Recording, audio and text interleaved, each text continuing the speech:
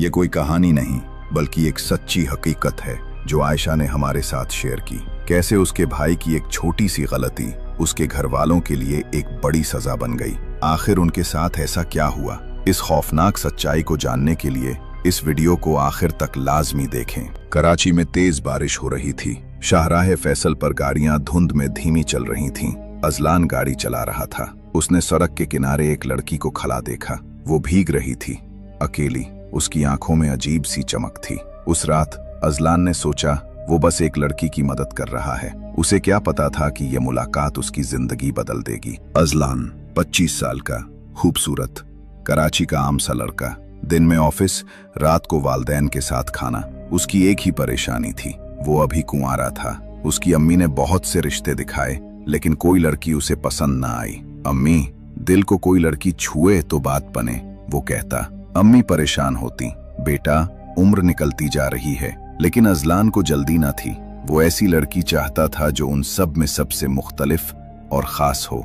उस शाम ऑफिस से निकलते हुए तेज बारिश शुरू हो गई थी। गाड़ी का शीशा धुंधला गया। सड़क पर गाड़ियां आहिस्ता चल रही थीं। उसने सड़क के किनारे एक लड़की को खड़ा देखा। वो बारिश में भीग रही थी, बाल चेहरे पर चिपके हुए, हाथों से चेहरा ढांपे खड़ी थी। अजलान ने लम्हे भर सोचा कि आगे निकल जाए। कराची में किसी अजनबी के लिए गाड़ी रोकना अक्लमंदी नहीं, मगर दिल माना नहीं। उसने गाड़ी आहिस्ता की, शीशा नीचे किया और बोला, आप ठीक हैं? लड़की ने पलट कर देखा। आंखों में थकन थी मगर लहजे में सुकून। अब ठीक हूं, शुक्रिया। उस एक जुमले में कुछ ऐसा था जिसने अजलान को बेचैन कर दिया, जैसे ये मुलाकात मामूली नहीं थी। अजलान ने दरवाजा खोला। बैठें, मैं छोड़ देता हूँ। वो हिचकिचाई, फिर गाड़ी में बैठ गई। मेरा नाम जोया है। बहुत शुक्रिया। मेरा नाम अजलान है, उसने जवाब दिया। गाड़ी आगे बढ़ी। बारिश की आवाज के दरमियान दोनों की बातें शुरू हुईं। जोया ने हल्का सा मुस्कुराकर कहा, आपने रुककर अच्छा किया। लोग आमतौर पर नहीं रुकते। अजलान ने कहा, बस लगा कि रुकना चाहिए। जोया ने शीशे से बाहर देखा, जैसे कुछ सोच रही हो। फिर आहिस्ता से बोली, शायद कुछ लोग हादसों के बाद ही रास्ता बदलते हैं। अजलान ने चौंक कर उसकी तरफ देखा, मगर जोया खामोश हो चुकी थी। बारिश कुछ कम हुई थी जब अजलान ने गाड़ी एक पुरानी गली के सामने रोकी। जोया ने कहा, यहीं छोड़ दीजिए, मैं आगे चली जाऊंगी। अजलान ने हैरान होकर बाहर देखा। सामने एक बोसीदा सा मकान जिसकी दीवारों से बारिश का पानी बह रहा था। गली सुनसान थी, कोई बंदा नजर नहीं आ रहा था। ये जगह ठीक है? अजलान ने पूछा। जोया ने मुस्कुराकर जवाब दिया, मैं यहीं रहती हूँ, फिक्र न करें, मैं पहुंच गई हूँ। वो गाड़ी से उतरी, शुक्रिया कहा और धीरे धीरे चलते हुए अंधेरे में गुम हो गई। वो कुछ देर तक वहीं बैठा रहा। दिल में एक अजीब सी बेचैनी थी, जैसे कोई नामालूम बात अधूरी रह गई हो। बिलाखिर उसने इंजन स्टार्ट किया और घर की तरफ चल पड़ा, मगर दिमाग में सिर्फ एक ही सवाल घूमता रहा, जोया, आखिर वो थी कौन? अगली सुबह बारिश थम चुकी थी, मगर अजलान के जहन में रात की वो मुलाकात बार बार लौट आ रही थी। दफ्तर जाते हुए उसने सोचा, बस देख लूं, शायद वाकई वो वहीं रहती हो। उसने गाड़ी उसी गली की तरफ मोड़ी जहां रात जोया उतरी थी, मगर दिन की रोशनी में वो जगह बिल्कुल मुख्तलिफ लग रही थी। दीवारों पर काई जमी हुई थी, दरवाजा जंगालूद और आधा टूटा हुआ। अजलान गाड़ी से उतरा। करीब जाकर देखा, मकान के अंदर झाड़ियां उगाई थीं, खिड़कियां टूटी हुई, फर्श पर मिट्टी की मोटी तह। एक दुकान वाले ने पास से आवाज दी, साहब क्या ढूंढ रहे हैं? अजलान ने कहा, यहाँ एक लड़की रहती है, जोया। कल रात मैंने उसे यहीं छोड़ा था। दुकानदार ने हैरत से देखा, साहब ये मकान तो 10 साल से खाली है, यहाँ कोई नहीं रहता। अजलान के हाथ से चाबी गिर गई। उसने दोबारा मकान की तरफ देखा, वही जगह, वही दरवाजा, मगर अब सब कुछ बेजान। दिल की धड़कन तेज हो गई और वो बगैर कुछ कहे गाड़ी में बैठकर तेजी से निकल गया। अजलान ने खुद को समझाने की पूरी कोशिश की, शायद मैं गलत गली में चला गया था, शायद कोई और जगह थी, या वो लड़की किसी के घर मेहमान हो, मगर दिल मानने को तैयार नहीं था। अगले दिन दफ्तर से वापसी पर ट्रैफिक जाम था, तो अजलान ने वही पुरानी सड़क पकड़ ली जिस पर कल रात वो लड़की मिली थी। सूरज ढल रहा था, मौसम साफ था और सड़क के किनारे एक छोटा चाय वाला खोखा खुला था। अजलान ने गाड़ी रोककर सिगरेट जलाई, बस यूं ही दिमाग साफ करने के लिए। चंद लम्हों बाद उसने दूर से एक मानूस चेहरा देखा, वही लड़की, जोया। इस बार वो एक सफेद दुपट्टा ओढ़े आम से लिबास में चाय वाले से बात कर रही थी, बिल्कुल नॉर्मल अंदाज में। अजलान ने हैरत से घड़ी देखी, फिर उसे गौर से देखा। वो हंस रही थी, किसी बात पर मुस्कुरा रही थी, जैसे कल की बारिश वाली रात कभी हुई ही ना हो। अजलान करीब गया। जोया, उसने पलट कर देखा, बिल्कुल पुरसुकून चेहरा।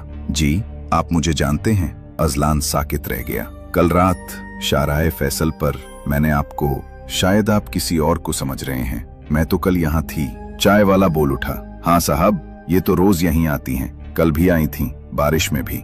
अजलान के गले से आवाज नहीं निकली। वो पीछे हटा, कार में बैठा और चला गया। 2 दिन गुजर गए, मगर अजलान के जहन से वो मुलाकात निकल नहीं रही थी। दफ्तर में काम के दौरान भी वो बार बार सोचता, अगर वो लड़की झूठ बोल रही थी तो क्यों, और अगर सच बोल रही थी तो वो कौन थी जो उस रात बारिश में मिली थी। इसी उलझन में एक शाम वो अपने दोस्त फराज के साथ कैफे गया। चाय पीते हुए उसने बात छेड़ी, यार कभी तुमने किसी को देखा हो और अगले दिन वो बंदा तुम्हें पहचाने ही नहीं? फराज हंसा, ये तो हर आशिक का ख्वाब होता है, मगर तू संजीदा लग रहा है। अजलान ने बात बदल दी, मगर दिल के अंदर एक अजीब सा दबाव था। कैफे से निकलकर जब वो पार्किंग की तरफ गया तो उसका कदम रुक गया। सामने थोड़ी दूर वही लड़की खड़ी थी, जोया, वही दुपट्टा, वही अंदाज, और इस बार वो उसे सीधा देखकर मुस्कुरा रही थी। वो चंद लम्हे उसे देखता रहा, जैसे यकीन करने की कोशिश कर रहा हो कि वो वाकई वही है। जोया, उसने हल्की आवाज में पुकारा। वो मुस्कुराकर बोली, आप मुझे जानते हैं, हम उस रात मिले थे बारिश में, मैंने आपको डिफेंस तक छोड़ा था, मुझे नहीं लगता हम पहले मिले हैं। अजलान खामोश हो गया। चंद लम्हों की खामोशी के बाद वो बोली, शायद आप किसी और को समझ रहे हैं। खैर, आपका नाम? अजलान ने उलझन में आकर कहा, अजलान। जोया ने फिर मुस्कुराकर हाथ बढ़ाया। अच्छा लगा मिलकर अजलान। उसके हाथ की गिरफ्त ठंडी थी, बहुत ठंडी, जैसे बर्फ छूली हो। अजलान ने हिचकिचाते हुए हाथ छोड़ा, मगर उसकी नजरें अब भी जोया के चेहरे पर जमी थीं। दिल कह रहा था ये वही है, दिमाग कह रहा था ये मुमकिन नहीं। अगले दिन अजलान ने खुद को समझाया कि शायद वाकई गलतफहमी थी, मगर किस्मत जैसे कोई खेल खेल रही थी। दोपहर में वो दफ्तर से निकला तो देखता है वही जोया बस स्टॉप के करीब खड़ी। इस बार वो किसी कॉल पर थी, मगर जैसे ही अजलान गुजरा उसकी नजर मिली और वो हल्का सा मुस्कुरा दी। अजलान गाड़ी रोके बगैर नहीं रह सका। क्या इत्तेफाक है, फिर मुलाकात हो गई।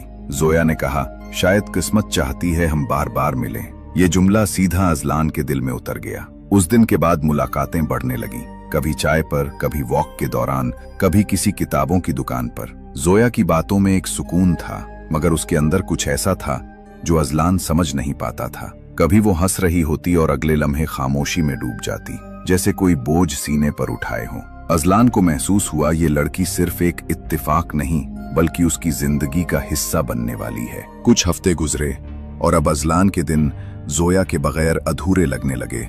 दफ्तर में मीटिंग्स के दौरान भी वो उसकी बातें सोचता रहता और शाम होते ही किसी बहाने जोया से मिलने निकल पड़ता। जोया भी उसके करीब आती जा रही थी, मगर कभी कभी उसके चेहरे पर एक ऐसी गहरी उदासी छा जाती जैसे वो किसी खौफ या राज के साए में हो। एक दिन पार्क की बेंच पर बैठे बारिश के हल्के खतरों के दरमियान अजलान ने कह दिया, जोया, मुझे लगता है मैं तुमसे मोहब्बत करने लगा। जोया चंद लम्हे खामोश रही, फिर आहिस्ता से बोली, अजलान, कुछ बातें कहने से सब बदल जाता है, क्या तुम तैयार हो सब बदलने के लिए? अजलान ने संजीदगी से कहा, अगर तुम मेरे साथ हो तो हाँ। मगर जोया की आंखों में एक अजीब खौफ छुपा हुआ था जो अजलान को उस वक्त समझ नहीं आया। चंद दिन बाद अजलान ने फैसला किया कि अब बात छुपाने का कोई फायदा नहीं। घर में खाने के दौरान उसने आहिस्ता से कहा, अम्मी, मैं किसी को पसंद करता हूँ। अम्मी ने चम्मच रखते हुए चौंक कर देखा। कौन? उसका नाम जोया है, बहुत शरीफ सुलझी हुई लड़की है। अम्मी और बहन आयशा ने एक दूसरे को देखा। कहाँ की है? उसके घर वाले? अजलान ने हिचकिचाते हुए कहा, वो अकेली रहती है, उसके वालिदैन नहीं है। कमरे में एकदम खामोशी छा गई। अब्बू ने नजरें झुकाए बगैर कहा, बेटा, हम तुम पर भरोसा करते हैं, मगर किसी की जड़ें ना हो तो उसकी सच्चाई पर शक आता है। आयशा बोली, भाई, आजकल लोग बिना पहचान के आते हैं, फिर पता चलता है सब झूठ था। अजलान ने तल्खी से कहा, सब लोग एक जैसे नहीं होते, जोया मुख्तलिफ है। अम्मी ने सांस लेकर कहा, ठीक है, पहले उसे घर बुला लो, हम मिलकर देख लेते हैं। अजलान के चेहरे पर इत्मीनान था, मगर दिल के किसी कोने में एक अनजाना सा डर उभरने लगा। अगले इतवार जोया घर आई।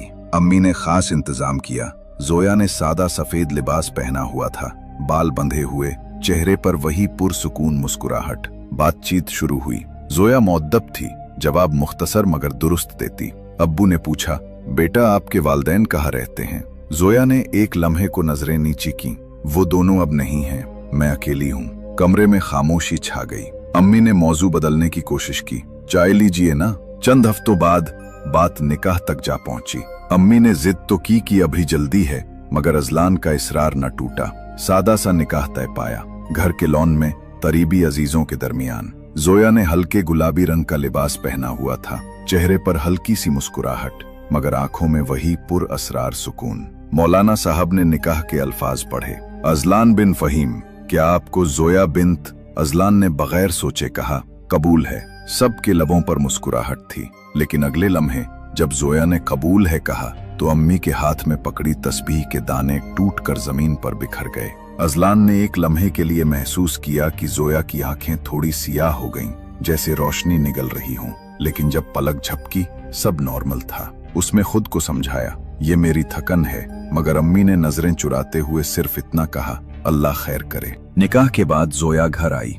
वो अजलान के साथ तो बहुत अच्छी थी, लेकिन अम्मी और आयशा को उसके रवैये में रूखापन लगने लगा। रात को होने वाले अजीब वाकयात। एक रात आयशा की आंख 3 बजे खुली। उसे प्यास लगी थी। वो दबे पांव किचन में गई। बाहर अंधेरे में खड़ी होने के बावजूद किचन की हल्की सी रोशनी अंदर आ रही थी। आयशा ने देखा फ्रिज खुला पड़ा था। जोया फ्रिज के सामने जमीन पर बैठी थी। आयशा का दिल जोर से धड़का। जोया के हाथ में एक बड़ा टुकड़ा था, कच्चा सुर्ख गोश्त का टुकड़ा। वो उसे बगैर किसी बर्तन या चम्मच के सीधा मुंह में रखकर चबा रही थी। उसके चेहरे पर खौफनाक इत्मीनान था। आयशा की सांस रुक गई। उसने चुपके से पीछे मुड़कर अपने कमरे की तरफ दौड़ लगा दी। वो बिस्तर में घुस गई। उसका जिस्म खौफ से कांप रहा था। अगली सुबह नाश्ते पर आयशा ने खौफ से सारा किस्सा अम्मी को सुनाया। अम्मी, वो इंसान नहीं है, वो रात को कच्चा गोश्त खाती है, फ्रिज से निकालकर। अम्मी का चेहरा खौफ से सफेद पड़ गया। ये क्या कह रही हो आयशा? जब अजलान आया तो दोनों ने मिलकर उसे सारी बात बताई। अजलान हंसा, ओ आयशा, शायद तुमने ख्वाब देखा हो। जोया को तो बू भी नहीं पसंद, और कच्चा गोश्त, तुम दोनों हद से ज्यादा सोच रही हो। उसने उनकी बात को फिल्मी ड्रामा समझकर टाल दिया। सुबह के वक्त घर में एक हंगामा मचा। अम्मी किचन में चाय बना रही थीं कि अचानक उनके पीछे रखे बर्तनों का पूरा रैक उलट गया। किसी ने धक्का नहीं दिया, मगर वो गिर पड़ा। अम्मी का हाथ बुरी तरह जल गया। आयशा भाग कर आई और जैसे ही अम्मी को सहारा दिया, उसने देखा कि जोया जीने पर खड़ी थी, खामोश, हाथों में कपड़ा पकड़े, चेहरे पर अजीब सुकून। अम्मी और आयशा के दिल में खौफ ने जगह बना ली। उसी दोपहर दोनों ने अजलान को सारी बात बताई। रात वाला मंजर, कच्चा गोश्त और आज का हादसा। अजलान ने चुपचाप सब सुना, फिर माथे पर हाथ रखा। बस करो तुम दोनों, ये क्या बातें कर रही हो? जोया ऐसी नहीं है। अम्मी बोली, बेटा हम झूठ नहीं बोल रही, कुछ ठीक नहीं इस लड़की में। अजलान ने तल्खी से कहा, अम्मी अब आपको मेरी खुशी बर्दाश्त नहीं हो रही? अम्मी खामोश हो गईं। अजलान ने सांस भरी, मैं शाम तक बाहर जा रहा हूँ, वापस आकर बात करता हूँ। अम्मी और आयशा एक दूसरे की तरफ देखने लगी। अम्मी ने आहिस्ता कहा, हमें किसी को बुलाना होगा, किसी बाबा को। आयशा ने सर हिलाया, हाँ, वरना देर हो जाएगी। अचानक पीछे से एक आवाज आई, किसको बुलाओगी? जोया दरवाजे में खड़ी थी। आंखों में रोशनी नहीं थी, बस खाली सियाहपन। वो आहिस्ता आहिस्ता उनकी तरफ बढ़ी। मैं तुम दोनों को बर्दाश्त कर रही हूँ, खामोशी से। मैं किसी को नुकसान नहीं पहुंचाना चाहती, लेकिन तुम मुझे मजबूर कर रही हो। अम्मी के हाथ कांपने लगे। आयशा पीछे हटी और जोया सीधी ऊपर चली गई। शाम को अजलान वापस आया। कमरे में गया, जोया फर्श पर बैठी थी, आंखों में आंसू। अजलान, वो धीमी आवाज में बोली, तुम्हारी माँ और बहन मेरे साथ जुल्म कर रही हैं। वो मुझे पागल कहती हैं और मेरे खिलाफ बातें बनाकर मुझे घर से निकलवाना चाहती हैं। अजलान ने सख्त लहजे में कहा, बस करो जोया, मेरी माँ ऐसी नहीं है। जोया ने रोते हुए सर झुका लिया। अजलान गुस्से में बाहर निकला। अम्मी और आयशा सहन में बैठी थीं। आप दोनों ने हद कर दी है, वो चीखा। मेरी बीवी के बारे में ऐसी बातें करके शर्म नहीं आई? ठीक है, अगर आपको जोया बर्दाश्त नहीं तो मैं उसे लेकर इस घर से चला जाता हूँ। अम्मी के मुंह से सिर्फ अजलान बेटा सुनो निकला, मगर वो दरवाजा पटक कर बाहर निकल गया। कमरे में जोया आहिस्ता से उठी। आईने में अपने अक्स को देखा। चेहरा पुरसुकून था, मगर आंखों के किनारे एक खतरनाक मुस्कुराहट उभर आई।